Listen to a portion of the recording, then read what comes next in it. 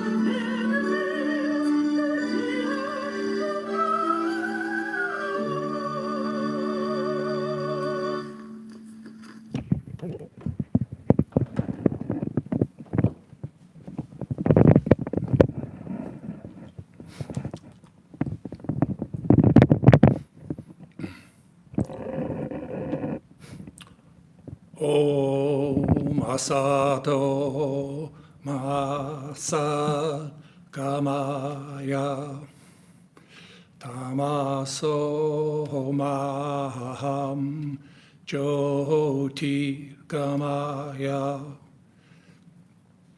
Mrityormam Amritam Gamaya Aviraha Virmaehi Rudra Yate Dakshinam Mukham Te Namaham Pahinityam. Om, lead us from the unreal to the real. Lead us from darkness unto light. Lead us from death to immortality, and reach us through and through ourselves, and evermore protect us from ignorance by thy sweet, compassionate face.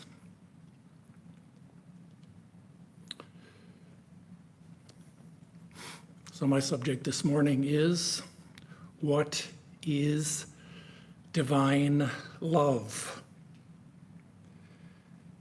Well, it's a big subject. And we have to go all the way back to the beginning. In the beginning, there arose the great Lord Brahma, the creator of this world.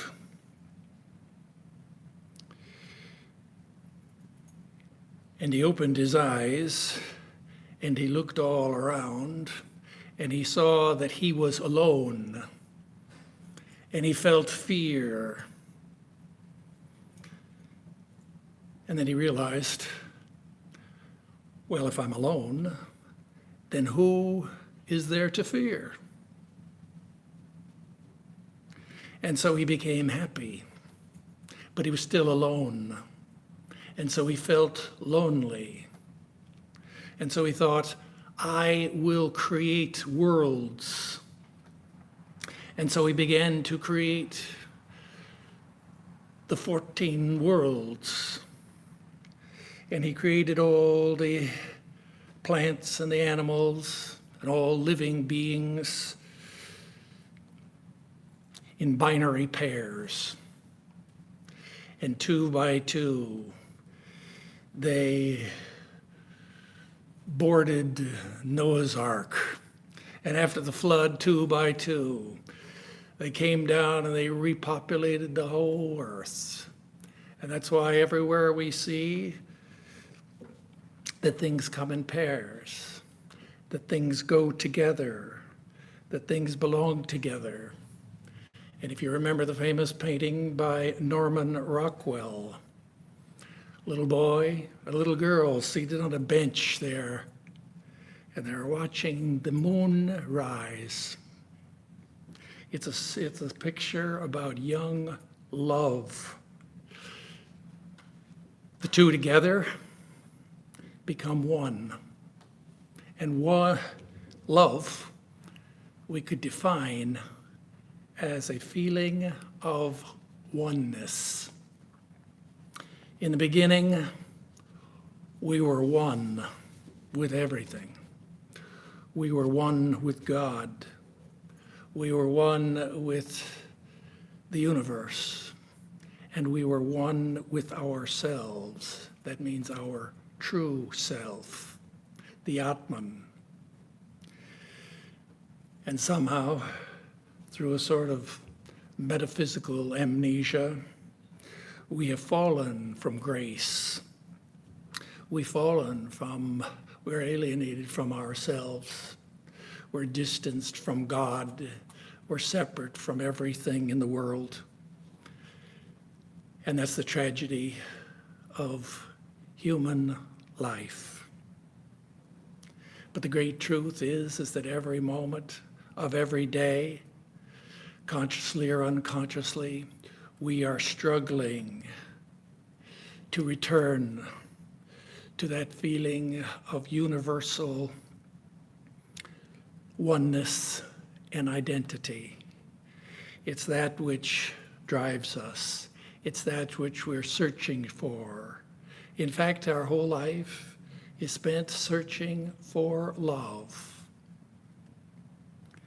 The problem is, as the country song says, we're looking for love in all the wrong places.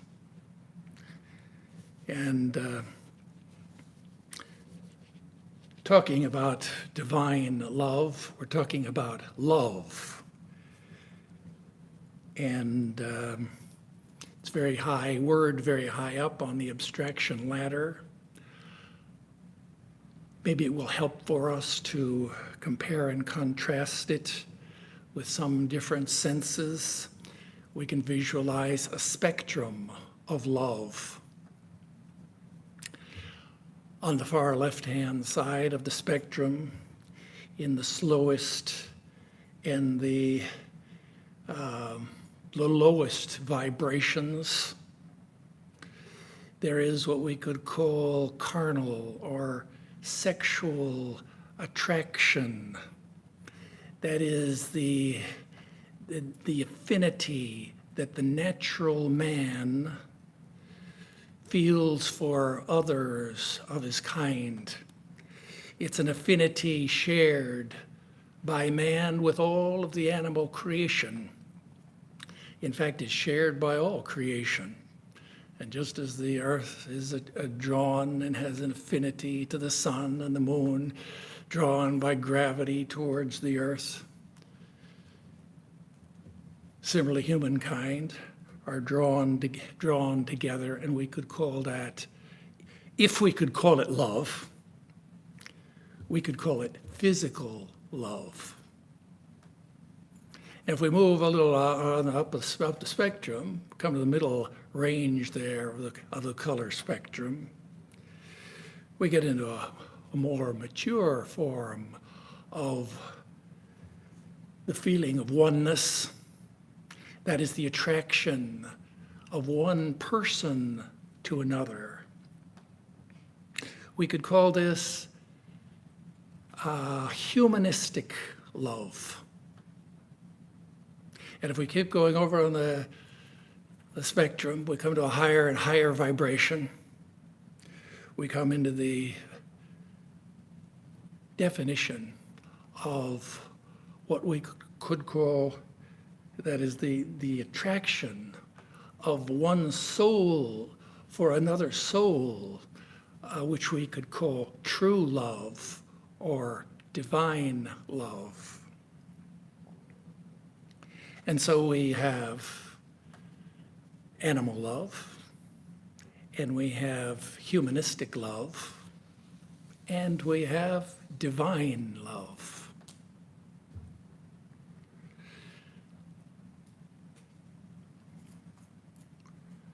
So we could say that when a man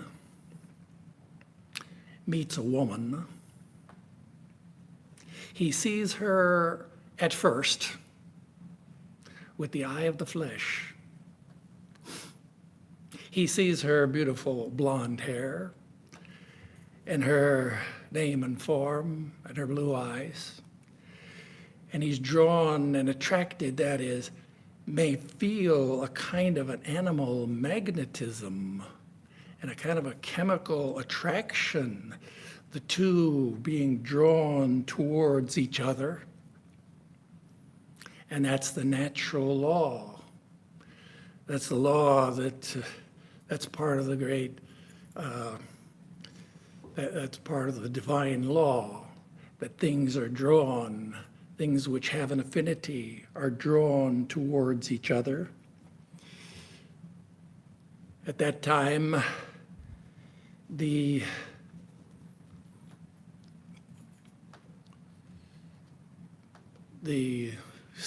man has a kind of, that is, he's drawn to the physical woman. He's not drawn to the metaphysical woman. And although it's natural, from the point of view of yoga psychology, and from the point of view of the yogis, it's really rather superficial. Because according to yoga psychology, the physical body is just like a suit of clothes. And just as you put on a suit of clothes in the morning and you wear it during the day, you can imagine that you meet someone and they are very much interested in the clothes that you wear. And so falling in love with a person in such a way, it would be like falling in love with a suit of clothes. And so the yogis kind of regard that as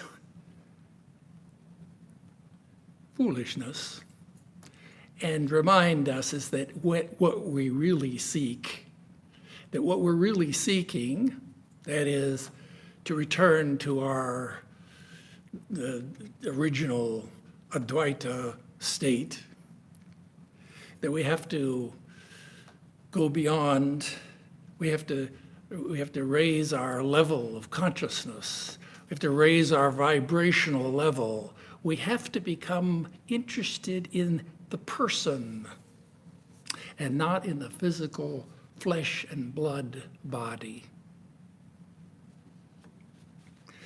Now, we could talk a little about humanistic love. Ordinarily, when the word is used in common parlance, we're really talking about romance.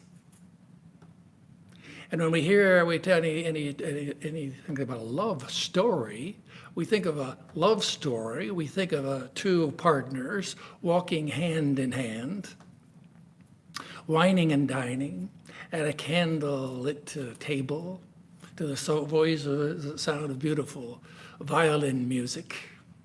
And it's a very romantic picture. In fact, it's such a beautiful picture that it is written about in poetry. People write poems about it. Musicians write songs about it. And it's portrayed on the television and in the movies. And in fact, it's one of the, in fact, we could call it a theme of a Western civilization. In fact, it's maybe the most pervasive of all the great cultural myths of Western civilization. That is the myth of romantic love. And that's what it is. It is a fairy tale. It is a fiction. It's a figment of the imagination. It is a kind of a grand illusion that, the whole concept of romantic love was invented in the 14th century by the French troubadours. The French troubadour, they wrote beautiful poems. This is back in the time, maybe if you've read the life of the Arthurian legends, this is where this mythology began. And in those legendary tales, we find all of the typical motifs, the first appearance in history of those typical motifs of a fairy tale romance, that is of a knight in shining armor, a woman in distress, damsel in distress, and the falling in love at first sight, and that feeling of absence makes the heart grow fonder, the theme of love sickness, the whole ritual of courtly love, where the woman is a constant recipient of gifts and poems and songs and flowers. And in the end, of course, they live happily ever after. And that's the template. And we recognize that very well. That's maybe the most all-pervading myth of Western culture. And we can see very well historically the concept is culturally constructed. It's not something that happens naturally. And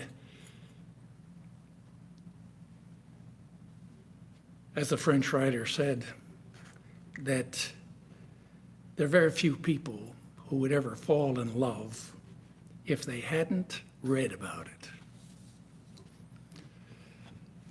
Now that's romantic love. And we can imagine that in our search for oneness, that's our goal, consciously or unconsciously, to return to that state of oneness. We should recognize that we have to keep moving on. That is, we have to move onward and upward. We can't get stuck here in playing a role in some fairy tale romance. That's not going to work. We have to continue on in our journey. Well, and romance naturally leads to a more mature form of love, which we could call sacramental marriage. Now, a sacramental marriage is a much higher state. It's a much more mature, it's a much more internalized and therefore real form of loving unity. It's a meeting of two persons. It's a meeting of two minds and hearts. The lover regards his beloved with now, no longer with the eye of the flesh, but now with the eye of the mind. He sees the mind and the heart of the other person. And therefore, that's a higher unity. Between them, there is now a higher unity and a deeper integration. And the jiva, two jivas, to use a yoga terminology, the two jivas, both limited in their nature, come together, both lacking in certain qualities. The yin and the yang come together to form one being. And so that's the ideal of a great sense of holistic harmony and love. But according to the yoga psychologists, this too has its limitations. That is, we're talking here about love. The yogis speak from a very high platform of thought. They have a very otherworldly idea about what is real love. They're reaching, as it were, for the moon.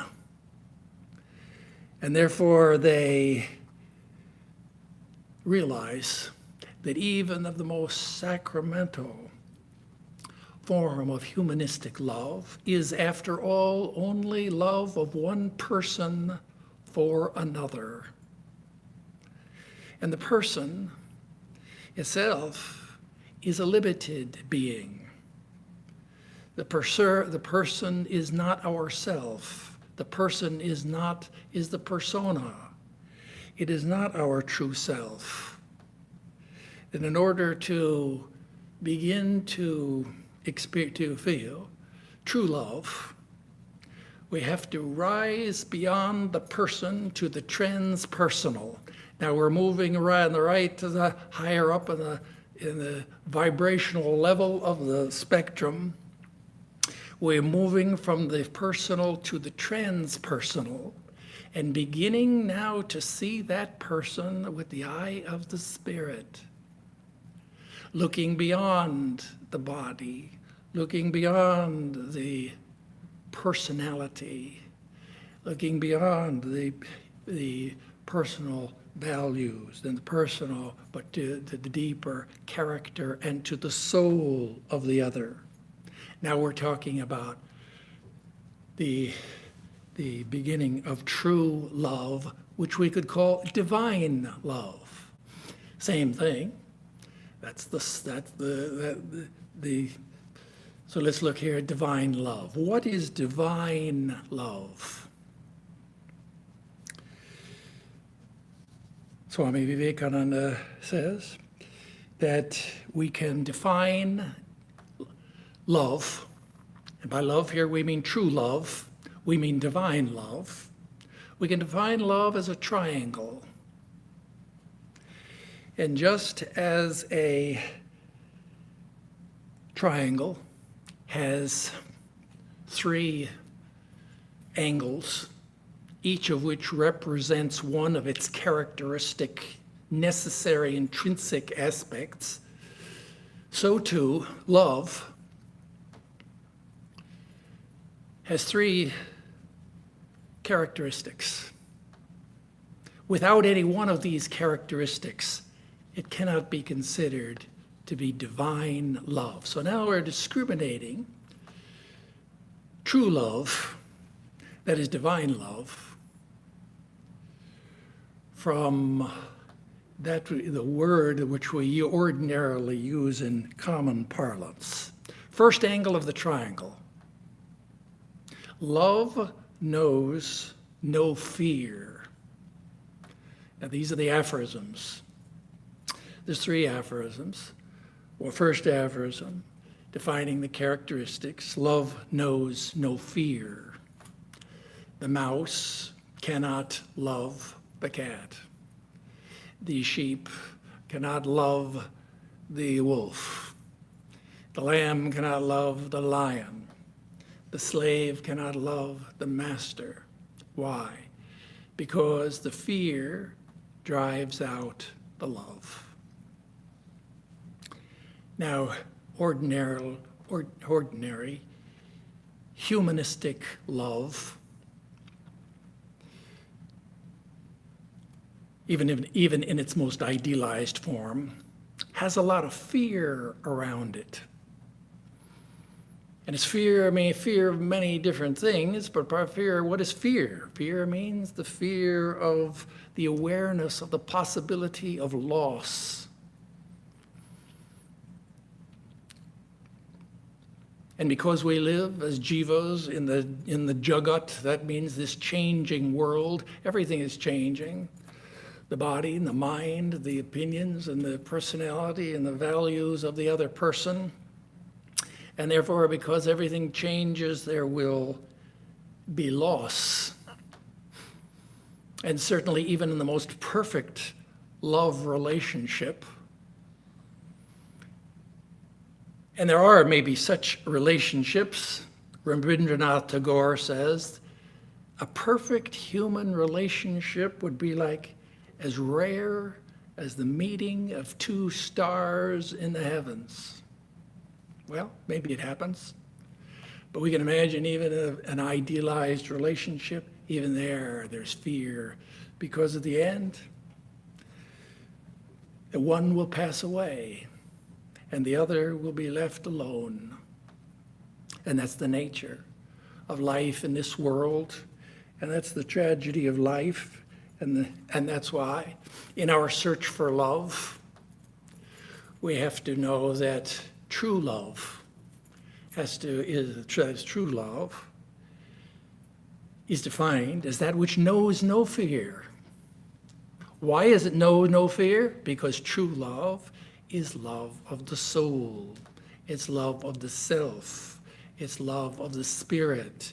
It's love of the God in the other person. And because just as the body may change and pass away, and the mind will change, but the soul never changes. The self never changes. The God within the person never changes. And hence, if we see the other with the eye of the Spirit, if that is the object of our love, that is, if we love the God in the other person, then our love will know no fear. So love knows no fear, second angle of the triangle. Love, true love, knows no bargaining. In an ordinary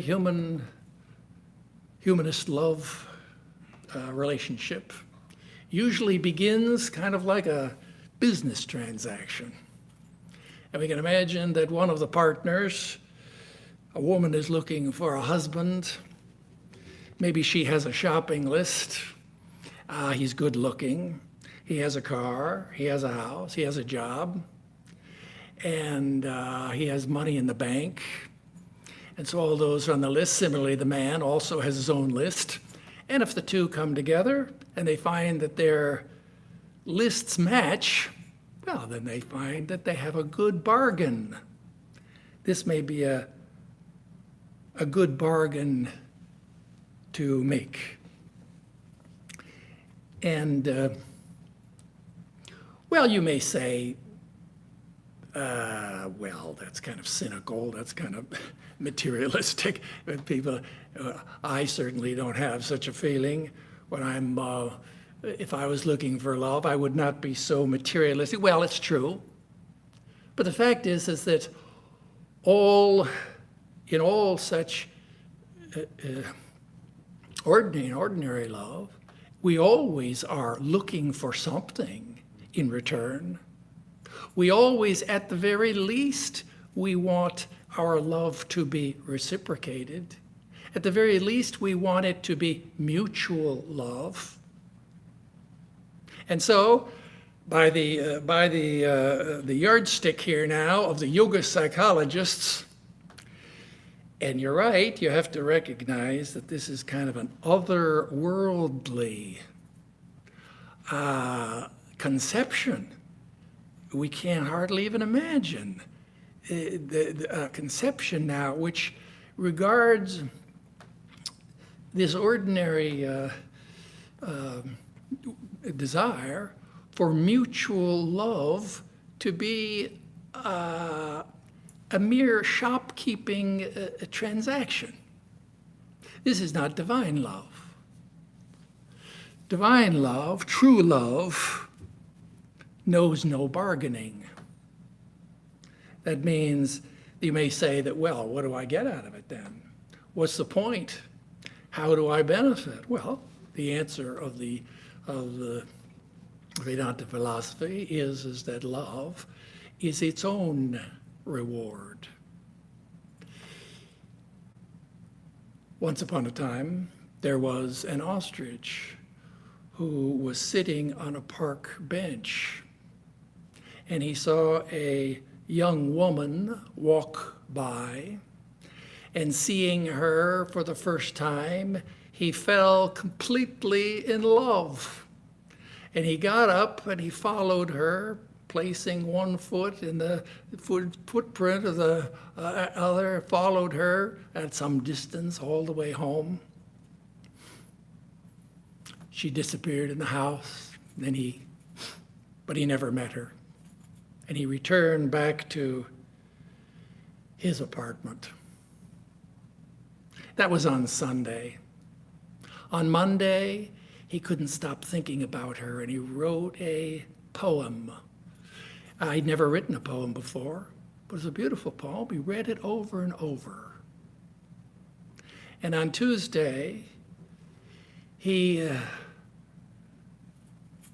went out and he gathered a bouquet of flowers, picked flowers from his garden, made a beautiful bouquet, took it all the way to her house, but he was too shy to ring the bell, just left it there on the front porch.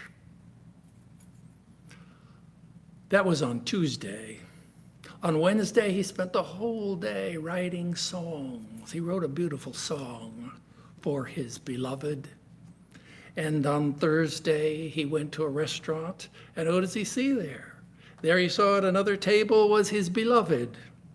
And he sat at his own table there, and he stared and watched her, and he didn't feel hungry at all, didn't eat anything.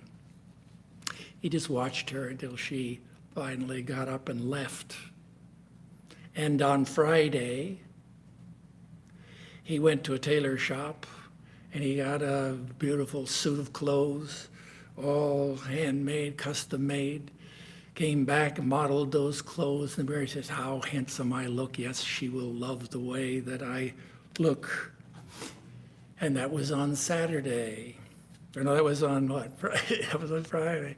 On Saturday, he dreamt at night that he was dancing and waltzing with his beloved in a great ballroom and whirled her round and round. And that was his dream. And on Sunday, the next morning, he went back to the park.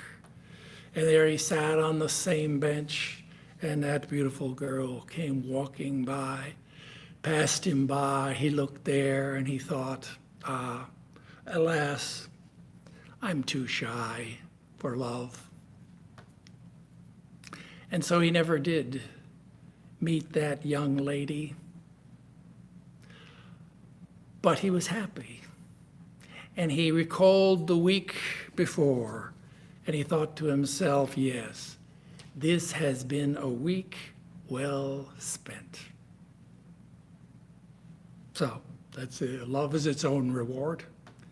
And that was the ostrich, and he got his reward. And so that's kind of like divine, third angle, the last angle of the triangle. Love always sees the ideal. Did you ever see a beautiful woman with like an ugly man? And maybe you thought to yourself, now how could that, what does she see in that man? How is it that these two have come together? Well, she's stunned and amazed to see such a pairing of two incongruous people? Well, that's because when we fall in love, we fall in love with our ideal. That's just Psychology 101. The anima looks for the animus. The animus is Jungian psychology. You see the ideal. You fall in love with the ideal, and love is blind. That is, we don't see the real at first. We don't see the real person. We see the ideal person. We see the inner person. And you remember that famous, the famous short story of Edgar Allan Poe. The title is The Spectacles. And a man went to a ballroom one fine night, and he was dressed, everyone knew, whining and dining, and the sparkling lights, and the gentlemen and the ladies there, and the dancing to the music. And but before he could begin his the evening, he dropped his glasses and stepped on his glasses, broken. Well, looked around, he said he'd been there before, and he looked over there and he saw, yes, there's that young lady I saw before. And so he walked across the ballroom, invited her to dance. She agreed to dance with him. Yes, we danced.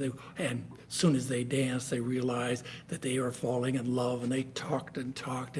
And she said, "Oh, I love you." And she said, "Oh, yes, I love you too. I wish that we could get married." And she said, "Yes, well, married? In fact, we could get married tonight." "Really? Oh, yes, we live next door. There's a judge who lives next door. Certainly we can go and be married." Well, the man was stunned and amazed to hear this. His dreams, his fantasy is coming true. And sure enough, they went next door, and the judge, they were married. And they went home, and then the next morning he awoke. This is Edgar Allan Poe, right? This is a story. The next morning he woke, and he felt around there. Found his spare glasses, put on his spectacles there, and he saw that in fact he had married the great-grandmother of the young lady that he thought that he had seen before. And so what was his horror?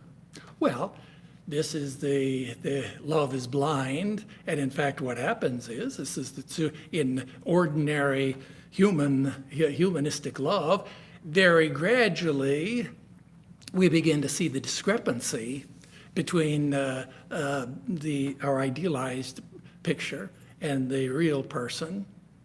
And in the course of time, gradually the love begins to fade. And that just as that's why true love, that's why human love always has its rivals. And if you see a firefly and you go out and you're mesmerized by the firefly, but certainly you're going to you see the star come out, you're distracted, your attention goes to the star. When the moon rises, you lose interest in the star, and it goes to the moon. So like that's the ordinary humanistic love. Always has rivals. But in that analogy, when the sun arises, then we lose interest in the moon. But the sun has no rivals. And that's why true love love is love of the ideal. True love is love. What is the ideal? The ideal is our true self. That is, the ideal is the Atman. That is the God within us, the divinity within us. This is our object that we're seeking. This is the object of our love. And why is it that well, the fact is that what do we love? The most beloved thing in the world we can see, is our true self. That is the Atman, the God within us. That is dearer to us than all possessions, dearer to us than than all of our family, our friend, dearer to us than our very body and our opinions. And that is our self. The self is the dearest thing. Not quote, kind of paraphrasing to you the words of the Upanishads, particularly the Brihadaranyaka Upanishad. What is it, the most dearest thing? It is our true self. Why do we love ourself? Because it is the only thing in the world with which because that's where the oneness is. That's what we seek. We seek for oneness. Really, we seek for more properly, we can say, we seek for identity. The only thing that we are identical with is ourself. That is the object of true love. That is the object of what is called divine love. Whether we are loving another person, whether we are loving a deity, that is a personal deity, or whether we are loving ourself.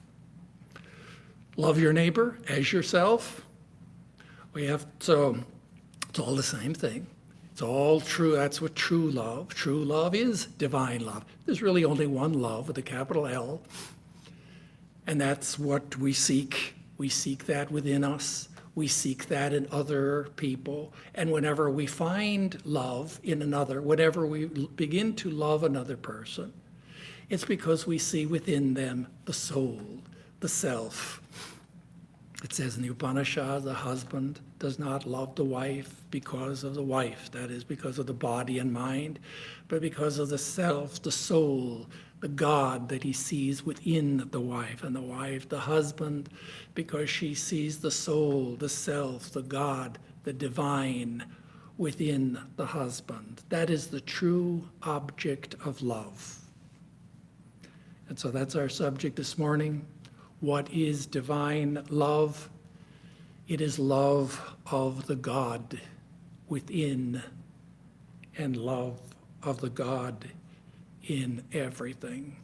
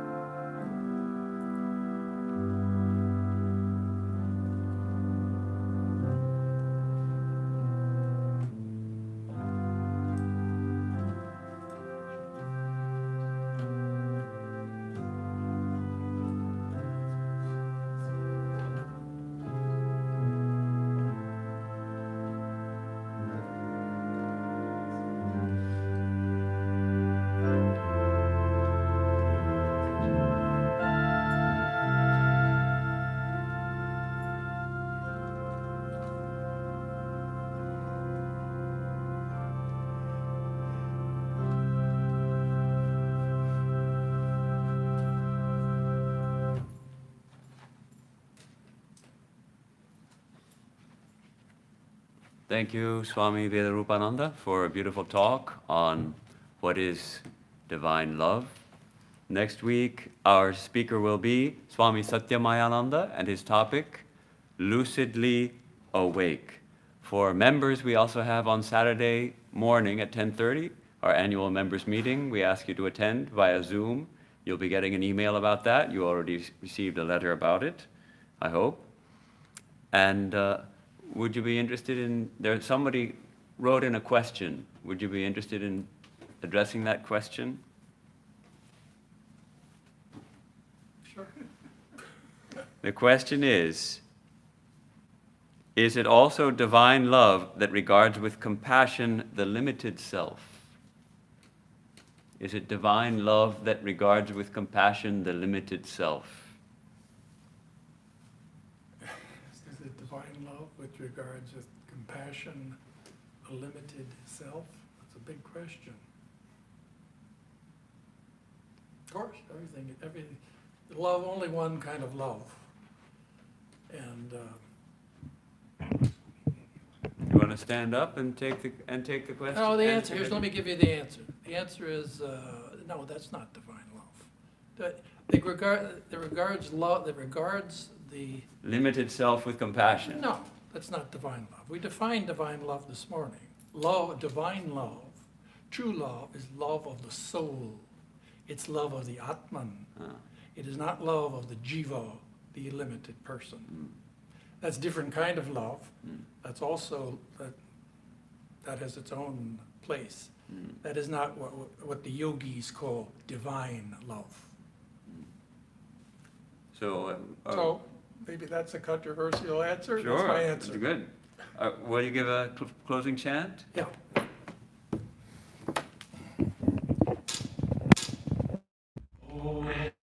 Oh, Shanti, Antariksha Shanti, Prithivi Shanti, Apa Shanti, O Shadaya Shanti, Vanaspataya Shanti, Vishwe Deva Shanti, Brahma Shanti, Saravam Shanti, Shantireva Shanti, Same Shantiredhi, Om Shanti, Shanti, Shanti.